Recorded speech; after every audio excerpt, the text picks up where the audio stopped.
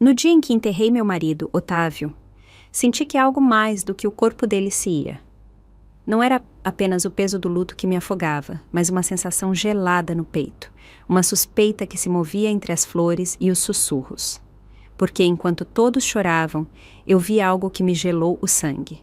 Minha nora, Viviane, inclinou-se sobre o caixão e, fingindo acariciar a lapela do terno de Otávio, colocou discretamente um objeto pequeno dentro do bolso interno. A mão dela tremeu por apenas um segundo. Ninguém mais notou. Eu sim. Por um instante, duvidei dos meus próprios olhos. Pensei que a dor estivesse me pregando uma peça, que talvez fosse só um lenço ou uma medalha, mas não. A expressão no rosto de Viviane era precisa demais, fria demais, e o jeito que ela olhou para o meu filho Marcelo depois foi o de alguém que havia cumprido uma missão. Fiquei petrificada. O padre continuou com a missa. O incenso subia em volutas pálidas, e as palavras sobre o descanso eterno me pareceram ocas.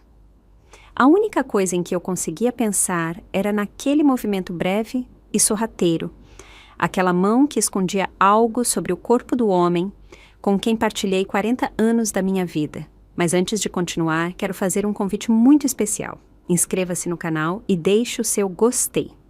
Isso me ajuda a ver que você me apoia e que está gostando das minhas histórias. E comente aqui embaixo de qual cidade você está nos assistindo. Agora, vamos continuar.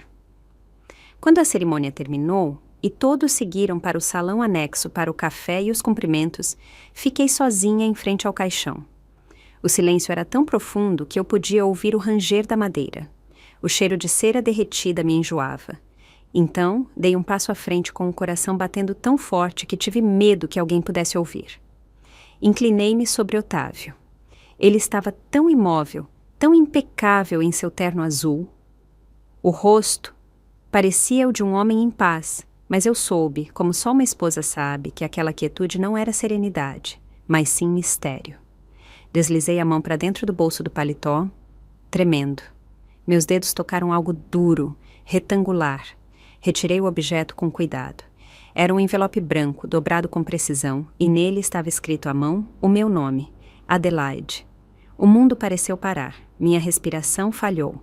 Guardei-o na minha bolsa, olhando para todos os lados para ter certeza de que ninguém havia me visto, e fingi que estava ajeitando o lenço preto. Minutos depois, fecharam o caixão e com aquele golpe seco do martelo sobre a tampa, eu soube que o verdadeiro enterro estava apenas começando. No caminho de volta para casa, a estrada me pareceu eterna. O carro avançava em meio à neblina da tarde, e cada pensamento era uma batida de tambor na minha cabeça. O que Otávio queria dizer com aquele envelope? E por que foi Viviane, minha nora, quem o colocou ali? Seria uma mensagem dele ou uma armadilha dela? Não quis abri-lo ainda. Apertei-o contra o peito, como se contivesse a voz de um morto. Ao chegar, larguei a bolsa sobre a mesa da sala de jantar. As luzes estavam apagadas, a casa em silêncio. Tudo cheirava a flores murchas e a vazio. Sentei-me na cadeira onde Otávio costumava ler o jornal e só então abri o envelope. Dentro havia uma folha dobrada em 3 e uma chave pequena de metal escuro. A carta era curta, escrita com a caligrafia firme do meu marido. Adelaide, se você está lendo isto, significa que não consegui fazê-lo pessoalmente. O que você achava que era seu, nunca foi. Não confie em ninguém. Às vezes, o amor mais próximo é o que mais fere. Eu li aquelas linhas várias e várias vezes, como se entre as palavras pudesse encontrar a alma que me havia sido roubada. O papel cheirava a cera e a terra, e a chave. A chave brilhava com um matiz opaco, como se guardasse séculos de silêncio. Naquela noite não dormi. Cada sombra na casa me parecia diferente. Cada canto tinha um peso que antes não tinha. O vento batia nas janelas, e as lembranças se infiltravam com ele. O riso de Otávio, o cheiro de tabaco, suas promessas de juventude. Eu o amei com cada parte de mim, e, no entanto, agora duvidava de tudo. Quando o relógio marcou as 3 da madrugada, levantei-me. Não conseguia suportar mais a incerteza. Peguei a chave, coloquei-a sobre a mesa e a observei sob a luz do abajur. Era antiga, com o número 47 gravado na lateral. Parecia de um cofre de segurança. E então eu me lembrei. Semanas antes de morrer, Otávio tinha dito algo estranho. Se algo me acontecer, não procure respostas em casa. Naquele momento, pensei que ele estava delirando por causa da febre, mas agora essas palavras se cravavam como uma faca. Ele sabia de algo, e Viviane também. Na manhã seguinte, meu filho Marcelo me ligou. Mãe, como você está? Bem, meu filho. Dentro do possível. Viviane e eu vamos mais tarde. Queremos falar com você. O tom dele era amável, mas havia em sua voz uma inquietação que não consegui definir. Claro, respondi. Espero vocês. Desliguei e minhas mãos fecharam-se sobre a chave. Senti uma corrente de eletricidade percorrer meu corpo. Pela primeira vez desde que tudo começou, não me senti vítima. Senti-me alerta. E embora eu ainda não soubesse o que aquela chave escondia, soube que não estava pronta para compartilhar com ninguém. Porque às vezes, quando colocamos a mão no passado, o que encontramos pode ser mais aterrador do que o próprio silêncio. E eu estava prestes a abrir uma porta que mudaria para sempre a história da minha família. O amanhecer entrou cinzento pela janela, como se o céu também duvidasse do que deveria iluminar. Naquela manhã, o silêncio na casa tinha um peso novo. O espaço vazio ao lado da cama, o buraco no guarda-roupa onde ele costumava pendurar o casaco, o aroma de colônia que ainda pairava no ar. Tudo era um lembrete cruel de que Otávio não estava mais ali, e, no entanto, eu o sentia em toda parte, no relógio que marcava seu ritmo de vida, nos livros que ele havia deixado sublinhados, nas xícaras de café que ainda conservavam suas digitais. Mas o que eu mais sentia era sua ausência envolta em perguntas. Aquela chave, aquela carta, aquela frase, escrita com a própria letra dele. O que você achava que era seu, nunca foi. Sentei-me em frente à mesa de jantar, onde a luz da manhã caía diretamente sobre o papel. Li-o novamente. Cada palavra parecia mais pesada do que a anterior. O metal frio da chave me queimava entre os dedos. O número gravado, 47, girava na minha cabeça como um enigma impossível. No meio da manhã, Marcelo e Viviane chegaram. O som da campainha me sobressaltou. Haviam passado apenas 2 dias desde o enterro, mas a visita deles não me dava consolo, dava-me inquietação. Viviane foi a primeira a entrar. Usava um vestido preto justo, o cabelo preso com precisão, o rosto sereno, sereno demais. Beijou-me na bochecha com um gesto rápido, quase protocolar. — Como você está se sentindo, Adelaide? Perguntou com voz suave. Cansada, respondi, mas tranquila. Marcelo me abraçou sem dizer nada. Senti-o tenso, com os músculos rígidos. O olhar dele desviava do meu. Só queríamos saber como você estava, acrescentou Viviane. Otávio te amava muito. As palavras dela eram corretas, mas vazias, e os olhos, enquanto as dizia, não mostravam tristeza, mas algo mais difícil de nomear. Cautela. Sentamo-nos na sala. O relógio marcava os segundos com um tic-tac insistente. Marcelo pegou minha mão. Mãe, eu queria falar sobre o testamento. Sobre o testamento? Perguntei, fingindo surpresa. Sim, pai deixou algumas coisas no seu nome, mas... Ele olhou de soslaio para Viviane. Há certos trâmites que precisamos rever. Trâmites, repeti, saboreando a palavra como se fosse veneno. Viviane interveio, sorrindo com aquela cortesia que fere mais que um tapa. Não queremos que você se preocupe com nada, só queremos te ajudar a organizar os papéis. Eu agradeço, eu disse, fingindo gratidão. Otávio sempre foi muito organizado. Tenho certeza de que está tudo em ordem. Eu a vi me encarar fixamente por um instante, como se estivesse tentando ler minha mente. Então eu entendi. Ela sabia que eu sabia de algo, e aquele jogo silencioso entre nós havia começado. Quando eles foram embora, fechei a porta e apoiei a testa na madeira. Meu coração batia como se estivesse tentando me avisar de que algo estava por vir. Subi para o quarto e abri a gaveta onde tinha guardado a carta. Peguei a chave e a observei novamente. O número 47 não era de casa, nem de qualquer armário de Otávio. Mas havia um banco, o mesmo onde ele trabalhou durante anos, que tinha cofres de segurança numerados dessa forma. Decidi ir no dia seguinte. Senti-me nervosa, mas também estranhamente viva. Depois de dias de luto e silêncio, finalmente tinha um propósito. Na manhã seguinte, vesti um casaco cinza, prendi o cabelo e peguei o ônibus. O trajeto foi longo e barulhento. Eu olhava pela janela as ruas que pareciam diferentes, como se o mundo tivesse se afastado um pouco de mim desde que Otávio se foi. Quando cheguei ao banco, o segurança da entrada me reconheceu na hora. Bom dia, dona Adelaide. Sinto muito pelo Dr. Otávio, disse ele com respeito. Obrigada, meu filho. Preciso fazer uma consulta sobre um cofre de segurança. Fui até o balcão. A funcionária revisou os registros. A senhora tem a chave e o documento de autorização? Tirei a chave da minha bolsa. A mulher a pegou, olhou e levantou uma sobrancelha. Cofre número 47. Em nome de... Ela checou. Otávio Silveira. Ela me pediu minha identidade e, depois de alguns minutos, me guiou para uma sala privada. O coração martelava no meu peito.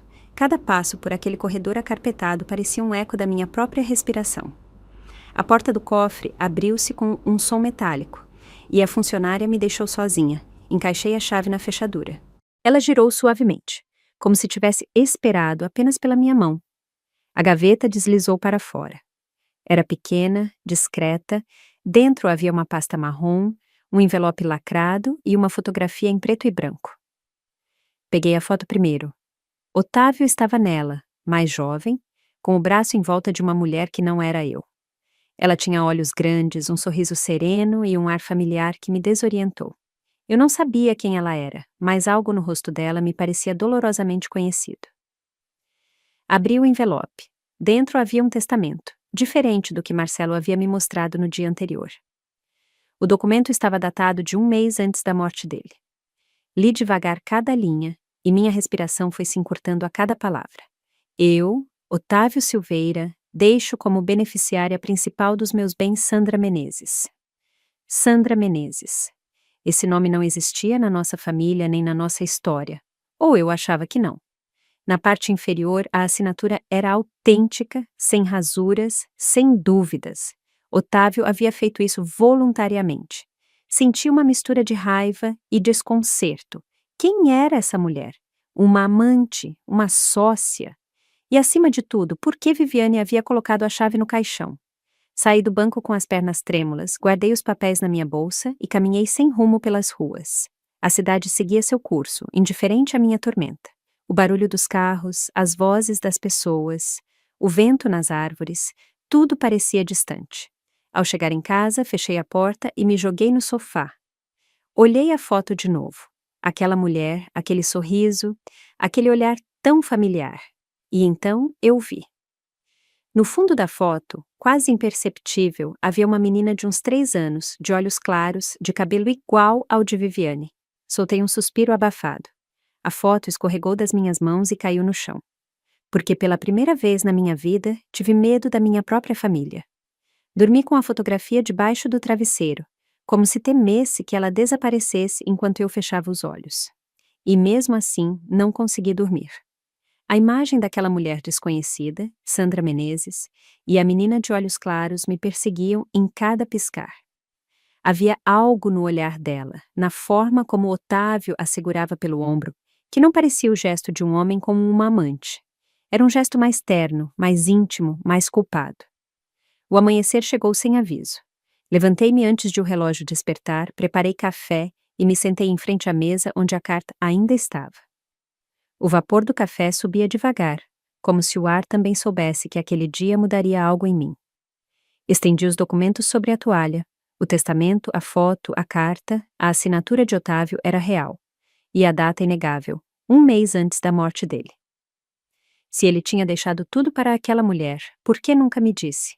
E por que minha nora, Viviane, tinha a chave daquele cofre? Decidi ir ao escritório do advogado de Otávio, o Dr. Freitas. Eu o conheci havia anos. Ele foi quem nos ajudou a comprar a casa e a formalizar o testamento original, aquele em que tudo cabia a mim e a Marcelo.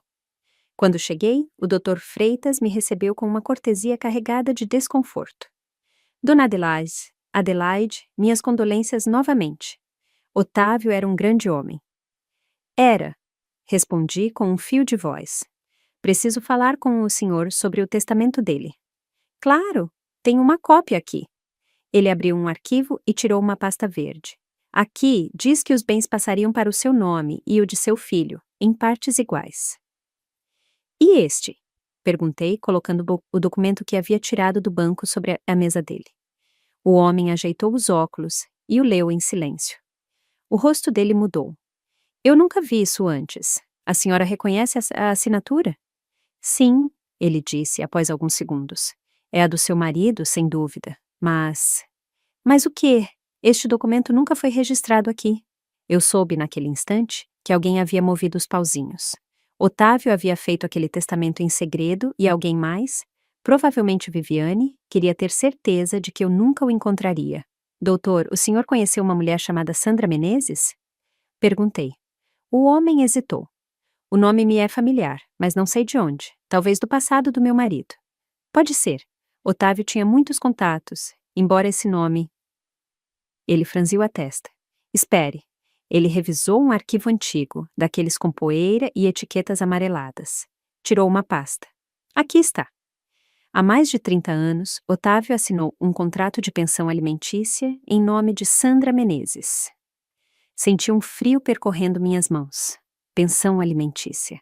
De quem? De uma menor de idade, a filha dessa mulher. O silêncio tornou-se denso. Meu coração começou a bater forte. Uma filha? Perguntei, mal respirando. Sim, mas o nome da menina está rasurado. Parece que foi apagado de propósito.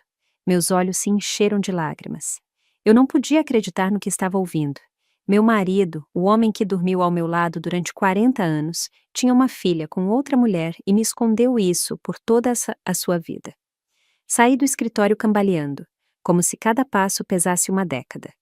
A rua me pareceu mais barulhenta do que nunca, cheia de vozes que me atravessavam. Caminhei sem rumo até terminar em frente ao cemitério.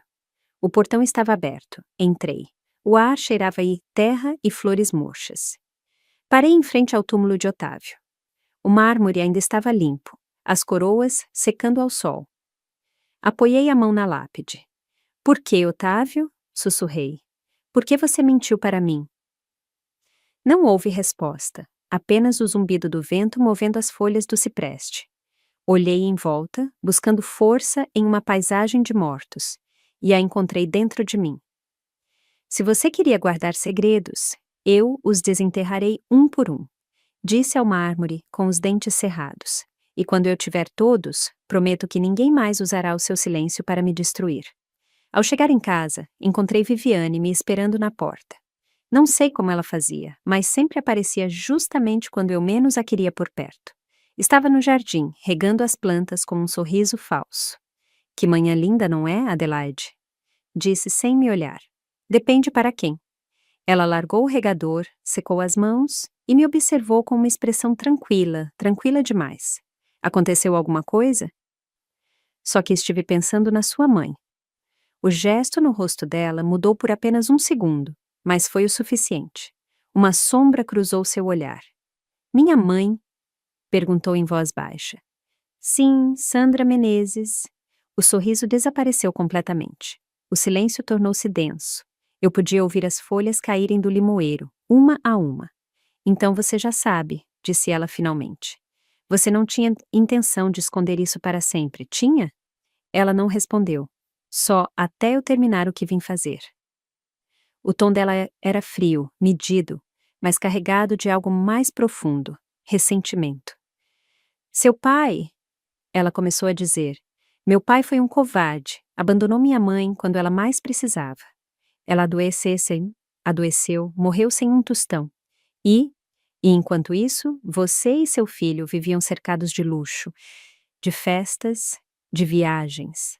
Você sabe o que é ver sua mãe costurando até os dedos sangrarem para poder pagar o aluguel, enquanto o homem que lhe deu a vida brinda em um restaurante com a esposa legítima? Eu não consegui responder. Meus lábios tremiam. Ela continuou, cada palavra um chicote. Por isso me aproximei de Marcelo. Por isso aceitei o amor dele. Não por ele. Por justiça. Justiça, sussurrei. Ou vingança. Às vezes são a mesma coisa. Senti uma pontada no peito, mas não de culpa, de raiva. Raiva de Otávio, pelo silêncio dele, pela forma como o pecado dele havia germinado dentro da minha própria casa, Mas, acima de tudo, raiva porque Viviane havia usado meu filho, meu neto, minha família inteira como instrumento de sua revanche. O que você colocou no caixão? Perguntei. Ela sorriu com ironia. Uma lembrança. Que tipo de lembrança? Uma fotografia da minha mãe, para que, onde quer que ele esteja, ele nunca se esqueça de quem ele destruiu. Eu fiquei muda. A clareza do ódio dela era mais aterrorizante do que qualquer ameaça. Não havia lágrimas, não havia tremor, apenas uma paz amarga em seu rosto. E o que você espera agora? Perguntei. Nada de você. Eu já tive o que queria. O quê? Vê-lo morto e ver você confusa. Naquela noite, tranquei-me no meu quarto. Eu estava com medo, não só dela, mas de mim mesma, do que uma mulher ferida é capaz de fazer. Porque, embora a história dela me comovesse, eu não podia perdoá-la pelo que estava fazendo com Marcelo. Ele não tinha culpa. Era um homem cego, criado no meio das aparências. Olhei-me no espelho. A mulher que me devolvia o olhar tinha o rosto pálido, os olhos cansados, mas uma luz nova neles. Uma determinação que eu não lembrava de ter sentido jamais. Peguei o diário que Otávio guardava na gaveta da escrivaninha. Eu o tinha visto 1000 vezes, mas nunca o abri. Desta vez, eu o fiz. Entre as páginas, encontrei uma nota escrita com tinta desbotada. Se um dia Viviane voltar, não a confronte com ódio. Ela não sabe a verdade completa. Sandra não morreu por causa do meu abandono. Ela morreu pelo que quis ocultar. Minha pele se arrepiou. Li novamente, incrédula. O que ele queria dizer com isso? O que Sandra escondeu? E por que Otávio acreditou que a filha dele voltaria? Percebi que ainda faltavam peças naquele quebra-cabeça e que Viviane não era a única com segredos. O ódio se mistura com o medo e o medo com a necessidade de saber. E eu já não podia parar, porque quando uma mulher descobre que viveu uma vida construída sobre mentiras, ela não busca mais consolo, busca verdade. E a verdade, eu pressentia, ainda tinha algo mais a me mostrar. Eu não dormi naquela noite. Toda vez que fechava os olhos, via o rosto de Otávio e o olhar frio de Viviane se misturando no mesmo sonho. O homem que amei por 40 anos havia trazido para casa o próprio castigo, envolto em beleza, em doçura fingida, em palavras medidas. E eu, tola que fui, a tinha recebido de braços abertos, mas não mais. Algo dentro de mim havia despertado. Uma voz que eu não conhecia, firme, segura, repetia sem descanso. Desta vez, você assumirá o controle. Preparei café ao amanhecer e esperei. Eu sabia que Marcelo passaria para me ver antes de ir para o trabalho, como em todas as segundas-feiras. Eu precisava vê-lo. Precisava olhá-lo nos olhos e reconhecer quanto mal lhe tinham feito e quanto estava por vir. Quando ele chegou, me abraçou com carinho. Não parecia o filho adulto que era, mas um menino perdido buscando consolo. Tinha olheiras, os ombros caídos, a voz apagada. Não entendo o que está acontecendo com a Vivi, mãe. Desde a morte do pai, ela está diferente, distante. Talvez ela só precise de tempo, eu disse, medindo minhas palavras. Todos nós processamos a dor de maneiras diferentes. Ele suspirou. Ontem à noite, ouvi-a falar dormindo. Ela dizia coisas estranhas, nomes que eu não conheço. Que tipo de nomes? Sandra, Otávio e algo sobre o que ela me deve. Meu coração disparou, mas disfarcei. Devem ser sonhos, você sabe, o estresse. Eu o abracei e acariciei a cabeça dele como fazia quando ele era criança, mas por dentro eu já sabia que não podia continuar escondendo tudo dele. Não ainda, não até ter provas. Naquela manhã, tomei a decisão mais difícil da minha vida, jogar o mesmo jogo que Viviane. Disfarçar a verdade, agir com calma, sorrir enquanto o fogo crescia sob a mesa. Se ela queria guerra, ela a teria, mas com as minhas regras. Comecei com algo simples, convidá-los para jantar no fim de semana. Eu disse que queria agradecê-los por me acompanharem naqueles dias tão tristes. Viviane aceitou na hora, fingindo simpatia. Claro, Adelaide, será bom compartilhar um momento em família novamente. O sorriso dela não me enganou. Atrás dele havia um brilho sombrio, uma satisfação que me deu calafrios, mas eu não demonstrei. Olhei para ela com o mesmo sorriso que as avós usam quando já sabem de tudo e apenas esperam o momento certo para falar. Os dias que antecederam o jantar foram dedicados ao planejamento. Entrei em contato discretamente com o Dr. Freitas. Pedi que viesse naquela noite em casa com os documentos que eu havia encontrado no banco e uma cópia do testamento original. Pedi a ele algo mais, que trouxesse um perito grafotécnico. Não expliquei o porquê, apenas disse: confie em mim, doutor. O que o senhor vai presenciar não esquecerá. E ele, sem entender completamente, aceitou. Na tarde do jantar, preparei a mesa com uma precisão ritual. A louça branca, os talheres de prata, as taças que Otávio usava apenas em ocasiões especiais. Cada detalhe tinha um propósito. Cada gesto, um significado oculto. Quando o relógio marcou as 8, ouvi a campainha. Viviane entrou de braço dado com Marcelo, vestida com um elegante vestido preto. Parecia uma viúva de novela. Que casa tão acolhedora você tem, Adelaide, disse enquanto tirava o casaco. Obrigada, minha filha, respondi com doçura. Fico feliz em ver você de bom humor. Sentamo-nos para jantar. O ambiente, embora cordial, estava carregado de tensão. Marcelo tentava manter a conversa leve, mas Viviane o interrompia constantemente com frases calculadas, com insinuações disfarçadas de afeto. Eu a observava em silêncio, notando como os olhos dela se moviam em direção às gavetas, aos cantos, procurando algo. Enquanto servia o vinho, senti que era o momento. Marcelo, antes de continuarmos, eu disse com calma, quero te dizer uma coisa. Ele me olhou, preocupado. O que foi, mãe? Só quero te agradecer por ser um filho tão nobre. Nem todos os homens têm a força para encarar o que você está prestes a descobrir. Viviane largou a taça na mesa. O que isso significa? Perguntou com um tom que misturava alerta e desafio. Eu a encarei fixamente, sem piscar. Significa que a verdade sempre vem à tona, mesmo que a enterremos com um morto. Marcelo ficou tenso. Mãe, do que você está falando? Do seu pai, meu filho, e do que ele escondeu antes de morrer. Viviane levantou-se abruptamente. Isso é um absurdo, disse. Não comece com histórias agora, Adelaide. Histórias? Respondi com um sorriso. Ou verdades que você preferiria não ouvir. O silêncio foi absoluto. Então, com calma, tirei de uma gaveta a pasta do banco e a coloquei sobre a mesa. Você reconhece esta chave, não é? Perguntei. Ela empalideceu. Não sei do que você está falando. Era a chave que você colocou no caixão, a mesma que abria este cofre. Marcelo olhou para mim sem entender. Que chave, Viviane? Ela não respondeu. Nessa caixa, continuei, encontrei um testamento. Onde seu pai deixa tudo para uma mulher chamada Sandra Menezes. Marcelo ficou imóvel. Quem é essa mulher? Sua mãe pode responder melhor do que eu disse, olhando diretamente para ela. Viviane cerrou os punhos. O que você está insinuando? Nada que você já não saiba. Sussurrei. Ela recuou, e então eu soube que havia tocado na ferida exata. Antes de continuar, quero fazer um convite muito especial. Diga-me aqui nos comentários o que você está achando desta história até agora e o que você faria no meu lugar. Não saia do vídeo, porque o que vem a seguir vai te arrepiar. Viviane respirou fundo, tentando se recompor. Isso é uma armadilha, disse. Uma armadilha sórdida. Não, minha filha, esta é a verdade. Que verdade? Minha mãe morreu há anos. Não tem nada a que ver com vocês. Ah, não? Abri o envelope e tirei a foto. Então me explique isto. A foto caiu sobre a mesa. Marcelo a pegou com as mãos trêmulas. O que é isso? Seu pai e Sandra. E a menina que você vê ali... Minha voz embargou. É Viviane. Ele olhou para a esposa, pálido, sem palavras. É verdade? Ele perguntou.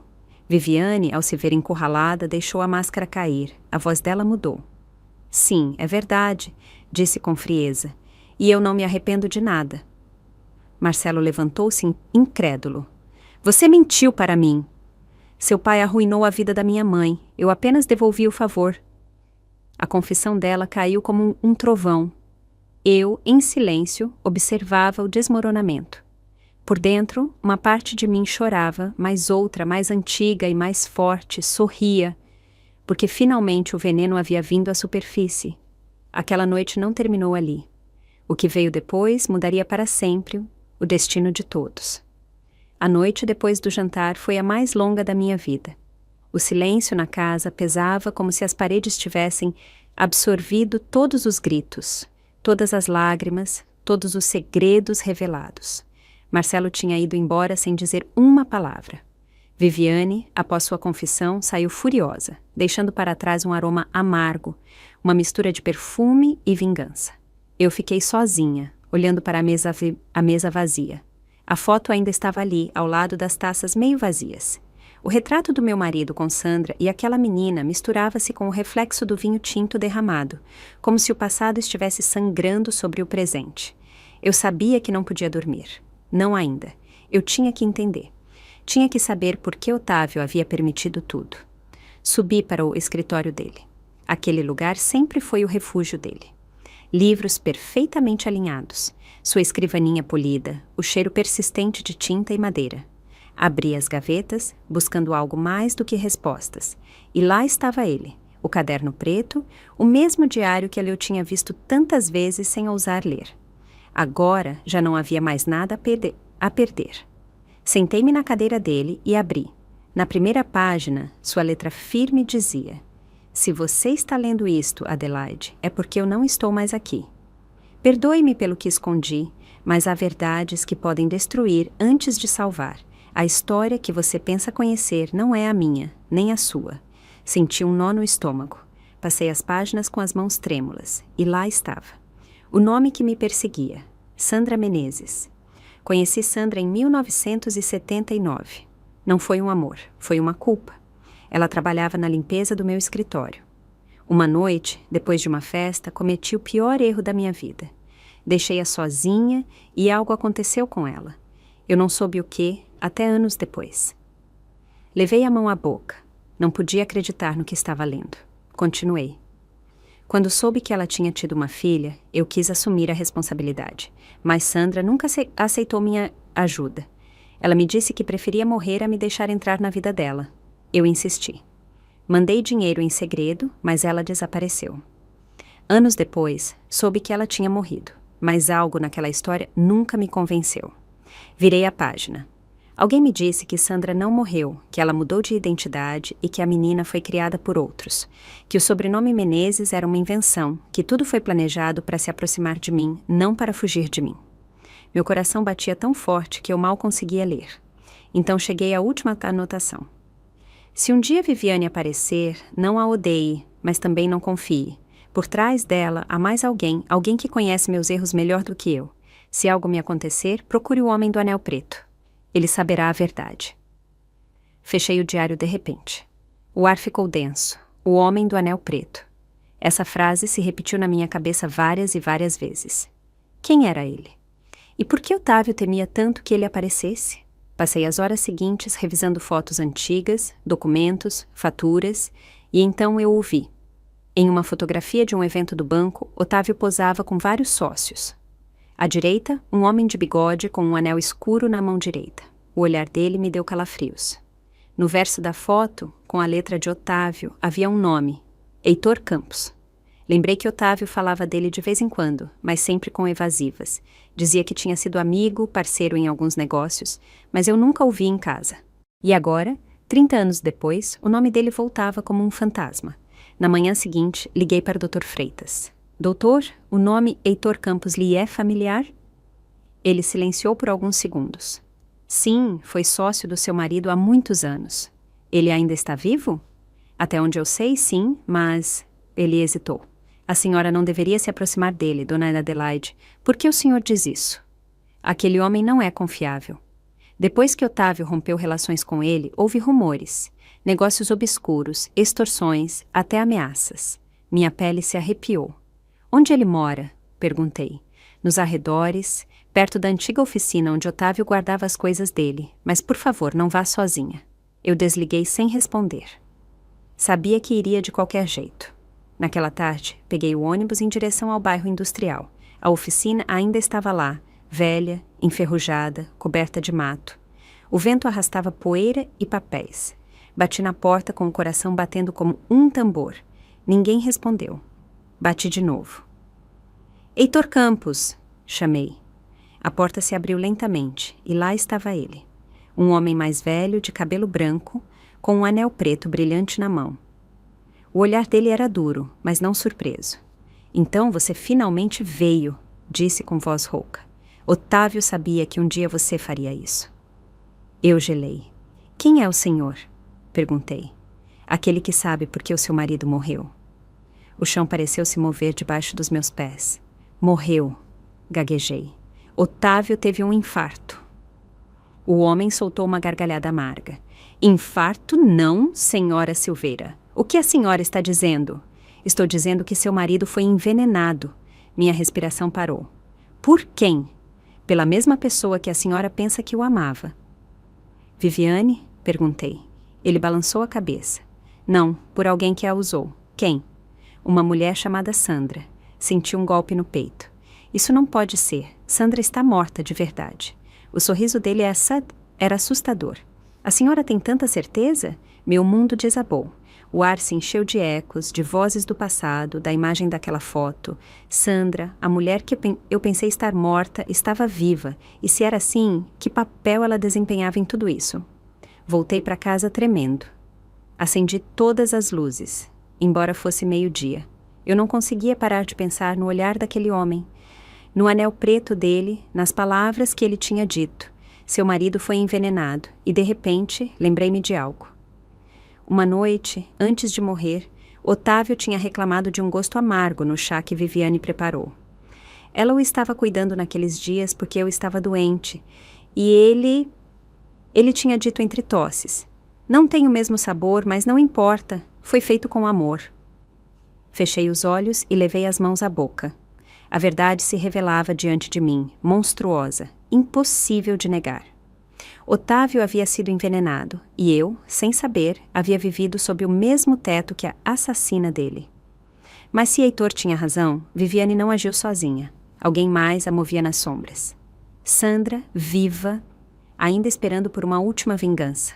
O coração me batia tão forte que pensei que fosse romper meu peito, e naquele momento eu soube. O que estava por vir não era o fim, era o verdadeiro começo. Há silêncios que gritam. Naquela noite, o meu foi ensurdecedor. Eu andava pela casa com o diário na mão, repassando cada palavra, cada traço trêmulo da letra de Otávio. Se algo me acontecer, procure o homem do anel preto. Eu já havia feito isso, e o que Heitor Campos tinha me dito continuava se repetindo na minha cabeça. Seu marido foi envenenado, não por ela, mas por alguém que a usou.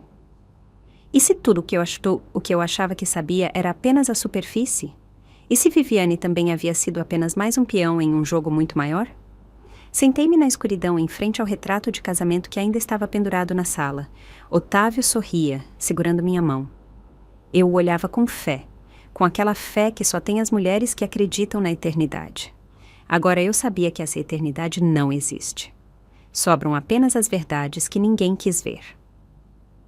Na manhã seguinte, recebi um telefonema. Era Heitor. A voz dele soava grave, urgente. Eu a encontrei, disse ele sem rodeios. Sandra, o que você está dizendo? Ela está viva e quer ver a senhora. O chão pareceu se abrir debaixo dos meus pés. Onde?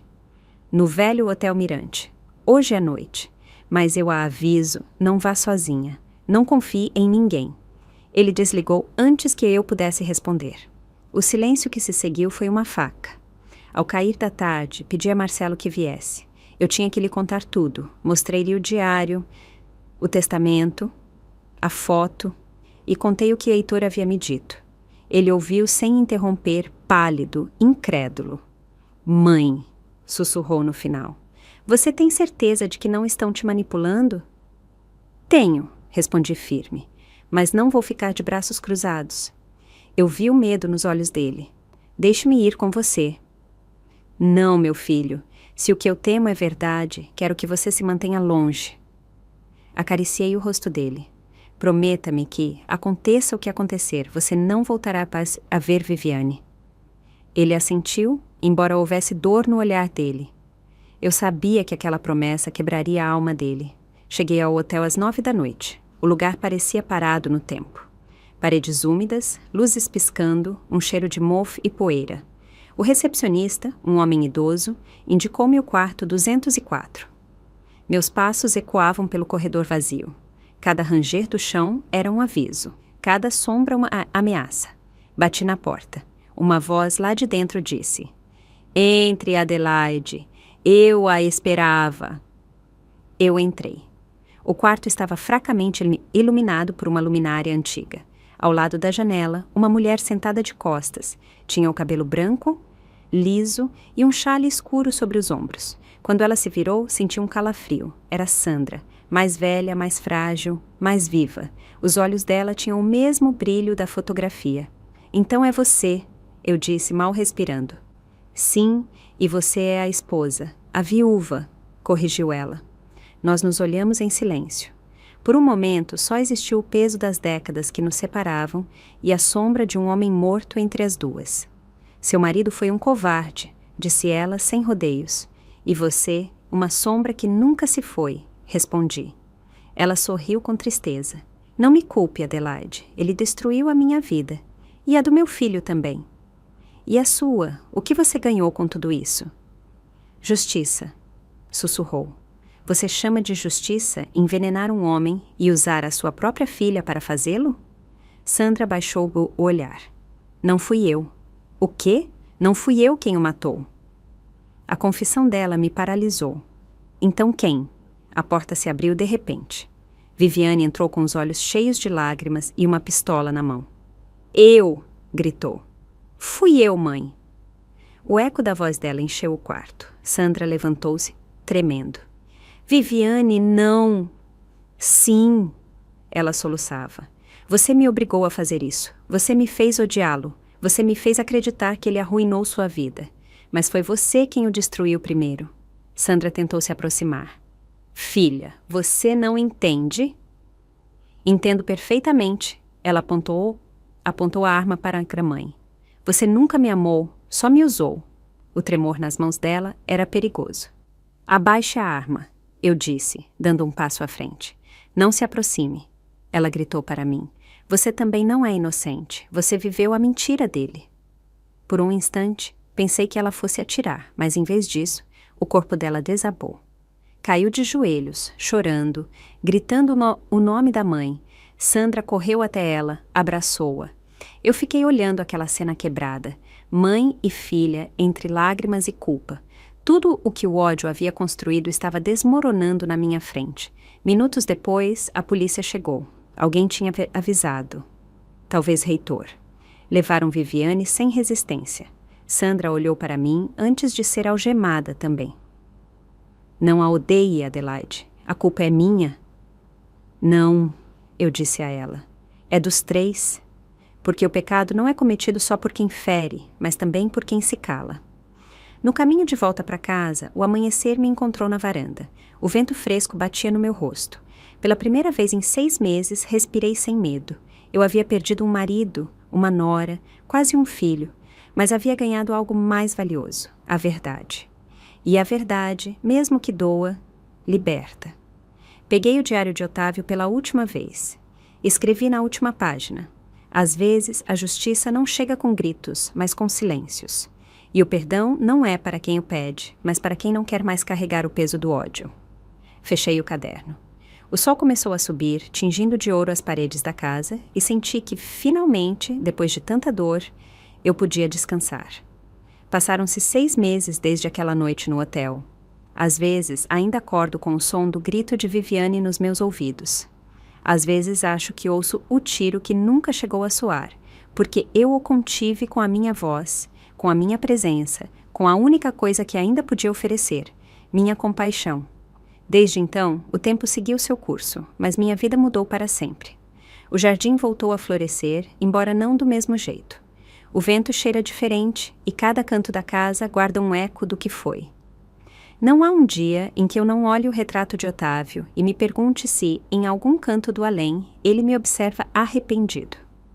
Eu aprendi que a verdade não chega quando a buscamos, mas quando estamos preparadas para suportá-la. E eu, sem saber, havia passado toda a minha vida me preparando para aquele momento. Viviane foi condenada a 20 anos de prisão. Não pelo assassinato. O laudo forense nunca conseguiu provar com certeza que o envenenamento foi mortal, mas por fraude, usurpação de identidade e manipulação de documentos. Sandra, a mãe dela, também foi acusada. No entanto, devido à idade avançada e ao estado de saúde, cumpre prisão domiciliar. Marcelo, meu filho, não voltou a ser o mesmo. No dia em que a polícia levou a esposa dele, ele caiu de joelhos na minha frente. Eu não entendo, mãe, ele me dizia com a voz embargada. Por quê? Por que tudo isso? Eu o abracei e não soube o que responder, porque no fundo eu também não entendo completamente. O ódio é uma herança silenciosa. Transmite-se sem palavras, como uma sombra que passa de uma geração para outra. E às vezes, quando a gente não o detém a tempo, ele acaba devorando tudo o que toca. Marcelo decidiu sair da cidade. Ele me liga uma vez por semana, mas a voz dele soa distante, cansada. Eu não o culpo. A alma dele está quebrada, e cada palavra minha lhe lembra a dor que ele tentou enterrar. Eu também pensei em ir embora, deixar esta casa, este bairro, este país, se fosse necessário. Mas depois compreendi que fugir não é curar. Curar é ficar, encarar o eco do passado e aprender a viver com ele. Então eu fiquei. Dediquei meus dias a restaurar as pequenas coisas que antes me davam paz. Pintar as paredes, cuidar das minhas plantas, escrever. Eu enchi cadernos inteiros com a minha história. Não para mim, mas para os que vierem depois. Eu quero que se alguma mulher como eu, uma esposa, uma mãe, uma avó, sentir que a vida dela está desmoronando por causa de uma traição, ela possa ler minhas palavras e saber que é possível sobreviver. Há 2 semanas recebi uma carta. Era do Dr. Freitas. Dentro, um envelope amarelado, lacrado com a letra de Otávio. O coração me deu um salto. Dizia: Adelaide, se esta carta chega até você, é porque a verdade veio à tona. Não procure me perdoar, apenas me entender. Eu nunca amei Sandra como amei você. Foi um erro, um que arrastei por toda a minha vida, mas quando soube que eu tinha uma filha, eu quis ajudá-la, mesmo que fosse em segredo. Eu nunca imaginei que essa tentativa de redenção nos destruiria. Se houver algo depois da morte, espero vê-la lá para lhe dizer com meus próprios lábios o que minha covardia me impediu em vida. Eu amei você. Sempre amei. Otávio. Eu li aquela carta várias e várias vezes, até encharcá-la de lágrimas. Eu não o perdoei naquele instante, mas entendi algo que me libertou. O amor nem sempre salva, mas o perdão sim. Perdoá-lo não foi justificá-lo, mas soltar o peso que me afundava. Às vezes, quando a tarde cai, eu saio para a varanda com uma manta sobre os ombros e olho o horizonte. O céu assume aquele tom entre laranja e violeta que Otávio tanto gostava. E embora eu saiba que ele não está mais aqui, às vezes eu falo com ele do mesmo jeito, em voz baixa. Conto-lhe sobre o jardim, sobre as roseiras que floresceram novamente, sobre os pássaros que fazem ninho no velho limoeiro. Digo-lhe que sinto falta dele, mas que já não preciso dele para respirar. A primeira vez que consegui dizer isso sem sentir culpa, eu soube que finalmente havia curado. Eu também penso em Viviane, nos olhos dela cheios de raiva no dia em que a vi pela última vez. Eu não a odeio. Eu sei que a história dela foi escrita por outros antes que ela pudesse escolher. Ela foi filha do abandono, do ressentimento, do silêncio, e esses são pais cruéis. Eu lhe enviei uma carta para a prisão, não para repreendê-la, mas para dizer que o ódio é herdado, mas também pode ser rompido. Eu escrevi: Você foi criada na sombra, Viviane, mas ainda pode aprender a ver a luz. Não a minha, nem a de sua mãe, mas a sua. Quando a encontrar, você entenderá que não nasceu para destruir, mas para curar o que o passado lhe roubou. Não sei se ela leu, não sei se algum dia ela me responderá, mas eu precisava escrever, porque há feridas que só se curam com palavras. Recentemente, o advogado me visitou novamente. Trouxe outro cofre de segurança em nome de Otávio. Eu não sabia se devia abri-lo. Eu tinha medo de recomeçar o ciclo da dor, mas eu o fiz. Dentro havia 3 coisas. Uma foto dos 3, Otávio, Sandra e Viviane criança, uma pequena cruz de prata e uma nota que dizia: Se você lê isto, é porque tudo veio à tona. Obrigado por cuidar de todos, mesmo daqueles que não mereciam. Perdoe meu silêncio. Agora você pode viver sem mim. Eu não chorei. Pela primeira vez, eu não chorei. Apenas sorri com uma paz estranha e nova. Era como se a alma de Otávio finalmente tivesse soltado a minha mão. Naquela noite, eu dormi profundamente. Sonhei com ele, não no leito de morte, nem como o homem que me mentiu, mas como o jovem que me levou para dançar na chuva no dia em que me pediu em casamento. No sonho, ele olhou para mim e disse: "Pronto, Adelaide, tudo foi pago." Acordei com lágrimas, mas também com alívio. O preço da verdade tinha sido alto. Eu perdi meu marido, minha nora, quase meu filho, mas ganhei algo que por décadas pensei ser impossível: minha liberdade. A liberdade de ser eu, sem medo, sem aparências, sem mentiras. A liberdade de olhar para trás, sem rancor, e para frente sem expectativas. A liberdade de simplesmente viver. Hoje, escrevo estas linhas da minha escrivaninha enquanto o sol se filtra pela janela. O vento move as cortinas e eu sinto a vida me sussurrar. Ainda há tempo. Tempo para caminhar descalça no jardim, para rir sem culpa, para contar a minha história. Porque contá-la não é lembrar a dor, é vencê-la. E antes de me despedir, quero dizer algo a você, que ouviu minha voz até o final.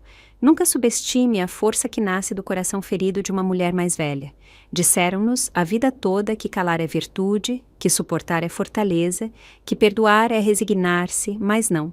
Perdoar é olhar para o abismo e dizer: você não me pertence mais.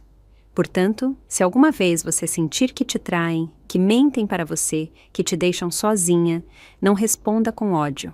Responda com verdade, porque a verdade, mesmo que doa, é a única herança que vale a pena deixar. Eu sou Adelaide Silveira, e esta foi a minha história.